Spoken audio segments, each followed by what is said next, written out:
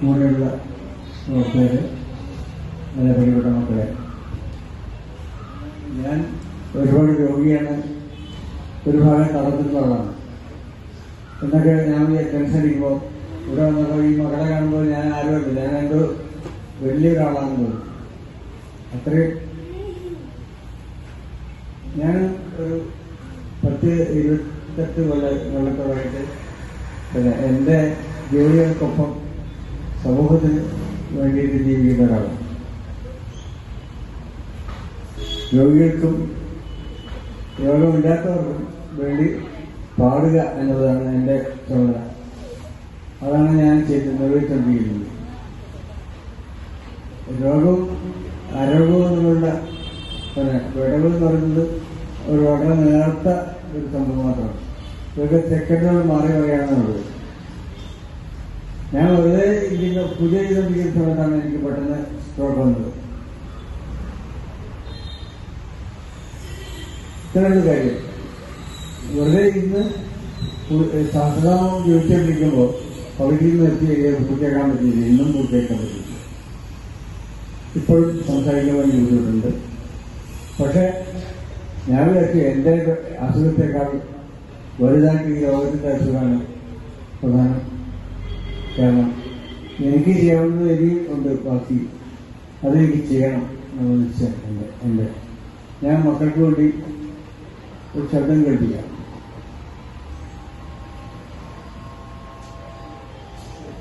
ഇതൊക്കെ ഉണ്ടോ മക്കളെ? ഇത് ശ്രുതി എന്ന് നമ്മൾ പറയാം.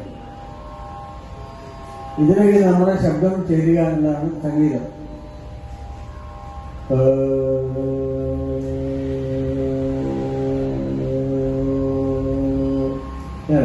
നിങ്ങൾക്ക് ചെയ്യാൻ പറ്റും മക്കളെ?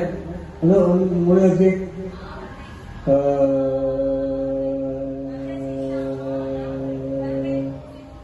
എനിക്ക് ഇവിടെ കൂടിയാണ് അത് അതന്നെ പാടി.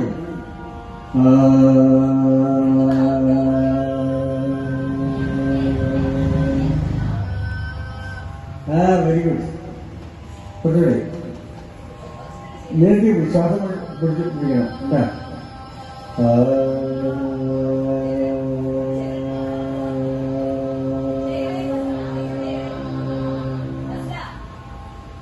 ഇത് മകളെ ശീലിപ്പിച്ചാല് വെറുതെ കേട്ടാൽ മതി. കുറെ കഴിയുന്നവര് അവരുടെ ശബ്ദം പുറത്ത് വന്നുണ്ട്. അതൊരു നല്ല പ്രയോജനപ്പെടും. നിങ്ങൾക്ക് അത്രയും സമയം അവർക്ക് സ്പെൻഡ് ചെയ്യാനാവും.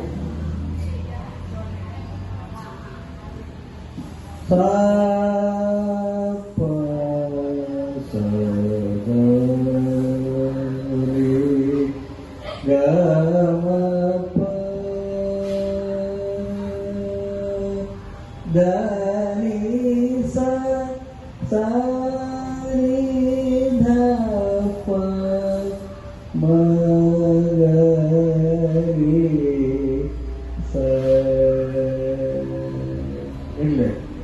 ഇത് നിങ്ങൾക്ക് നല്ലൊരു ഗുണമായിരിക്കും. ഇത് പഠിപ്പിച്ചു തരാൻ ഞാൻ ഒരാളെ ഇവിടെ പറഞ്ഞേക്കാം.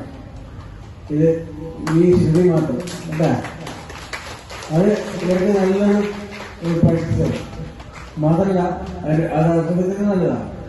അപ്പൊ ഞാൻ എൻ്റെ പ്രൊഫഷണലൊക്കെ ഞാൻ കേട്ടോണ്ടിരിക്കുന്നതാണ്. ഇത് വെച്ചാൽ ഞാൻ പാടിക്കിട്ടിരിക്കട്ടോ.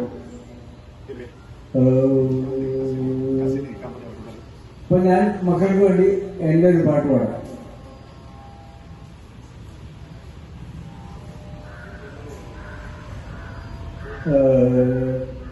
എങ്ങനെ ഞാൻ ഉറക്കേണ്ടു, എങ്ങനെ ഞാൻ ഉണർത്തേണ്ടു, എങ്ങനെ ഞാൻ ഉറക്കേണ്ടു, എങ്ങനെ ഞാൻ ഉണർത്തേണ്ടു, എൻ മനസ്സിൻ ആലീലയിൽ പള്ളികൊള്ളും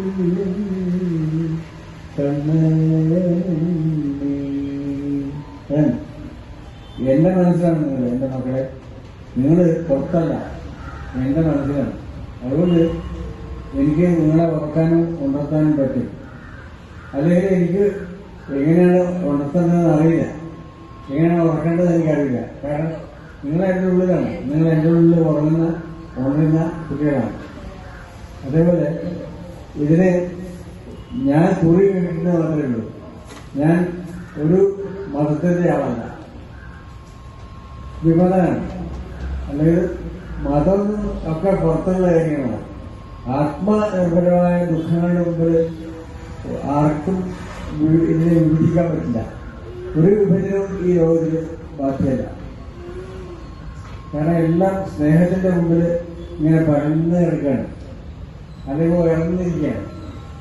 അതുകൊണ്ട് നമ്മൾ അതൊക്കെ മറന്നിട്ട് ഈ കുട്ടികളെ നൽകൊണ്ടിരുന്നാൽ നമ്മുടെ മനസ്സ് ശുദ്ധമാവും, നമ്മുടെ മനസ്സ് നിർമ്മലമാവും.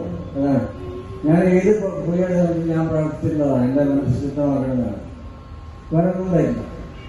അതുകൊണ്ട് ഞാൻ ഇപ്പോഴും വിചാരിക്കുന്നു എൻ്റെ മനസ്സ് വിശാലമാണ്, സ്നേഹനിർഭരമാണ്. എനിക്ക് വേറെ ഒരു സങ്കുചിത കാര്യമില്ല.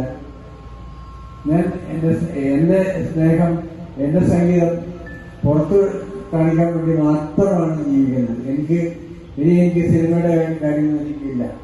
ഞാൻ ഏകദേശം 470 സിനിമ ചെയ്തു, 4000 പാട്ടുകൾ എഴുതി. പിന്നെ അതിലൊക്കെ ഞാൻ പൂർണ്ണമായിട്ട് സംതൃപ്തമാണ്. ഇപ്പോഴും എഴുതിക്കൊണ്ടിരിക്കുക, ഇപ്പോഴും എനിക്ക് പറ്റും. ഇന്നലെ ഞാനൊരു പാട്ട് എഴുതി, ഒരു പടത്തിന് പാട്ട് എഴുതി. അതൊക്കെ എനിക്ക് ചെയ്യാൻ പറ്റും. എനിക്ക് അതിനേക്കാളും ചെയ്യാൻ പറ്റുന്നത് ഇതുപോലുള്ള കുഞ്ഞു മക്കൾക്ക് വേണ്ടി പാടുക എന്നതാണ്. അതെനിക്ക് ചെയ്യാൻ പറ്റും, ഞാൻ അത് ചെയ്യും. നിങ്ങൾ ടീച്ചർക്ക് മോൾക്ക് വേണ്ട കാര്യം ഞാൻ സഹായിക്കാം, തീർച്ചയായിട്ടും എനിക്ക് ചെയ്യാൻ പറ്റും. ഇപ്പോൾ എൻ്റെ ഒരു സ്ഥാപനം ഇവിടെയുണ്ട്, വളാഞ്ചേരിയിലുണ്ട്. സ്വാതന്ത്ര്യനാൾ കലാകേന്ദ്രം എന്ന ഞങ്ങളെ ട്രസ്റ്റിന്റെ ഭാഗം വളാഞ്ചേരിയിൽ വർക്ക് ചെയ്യുന്നത്. ഇപ്പോൾ ഈ അസുഖായ സമയത്താണ് ഇത് നിന്ന് വരും. വീണ്ടും ഞങ്ങളത് തുടരും.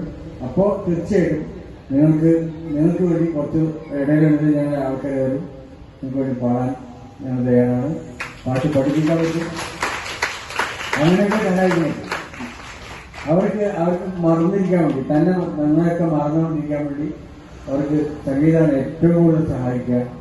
സംഗീതം തന്നെ പൊള്യൂഷൻ ഇല്ലാത്ത മരുന്നാണ്, ഒരു പൊള്യൂഷൻ ഇല്ലാത്ത മരുന്നാണ്. ആർക്കും പാടാം, ഏത് മതവും ജാതിയും രാഷ്ട്രവും ഒന്നും ബാധകമല്ല. ഒരു മതിലും അതിന് ബാധകമല്ല, ഒരു അതിരും ബാധകമല്ല. നമുക്ക് സ്നേഹത്തിന്റെ സംഗീതത്തിലൂടെ ഈ മക്കളെ ഉണർത്താൻ ശ്രമിക്കാം. ഞാൻ നിങ്ങളുടെ കൂടെയുണ്ട്. നമസ്കാരം.